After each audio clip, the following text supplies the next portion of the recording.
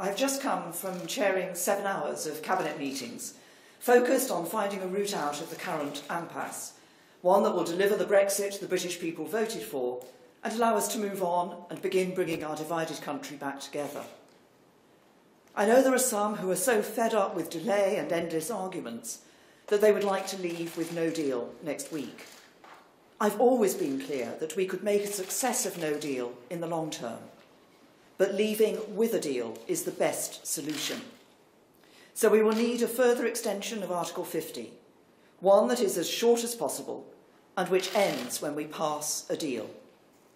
And we need to be clear what such an extension is for, to ensure we leave in a timely and orderly way.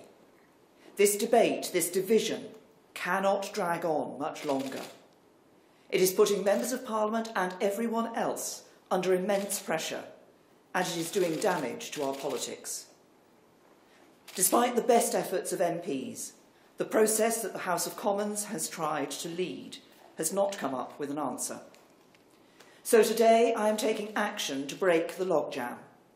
I'm offering to sit down with the Leader of the Opposition and to try to agree a plan that we would both stick to ensure that we leave the European Union and that we do so with a deal.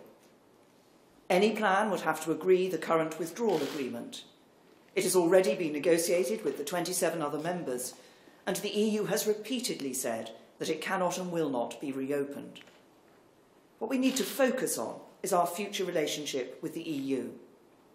The ideal outcome of this process would be to agree an approach on a future relationship that delivers on the result of the referendum, that both the Leader of the Opposition and I could put to the House for approval, and which I could then take to next week's European Council. However, if we cannot agree on a single unified approach, then we would instead agree a number of options for the future relationship that we could put to the House in a series of votes to determine which course to pursue. Crucially, the government stands ready to abide by the decision of the House. But to make this process work, the opposition would need to agree to this too. The government would then bring forward the withdrawal agreement bill.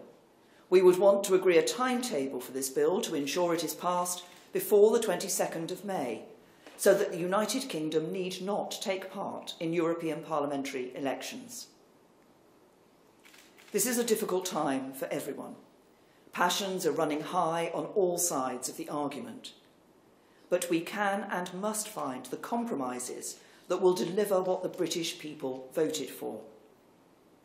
This is a decisive moment in the story of these islands, and it requires national unity to deliver the national interest.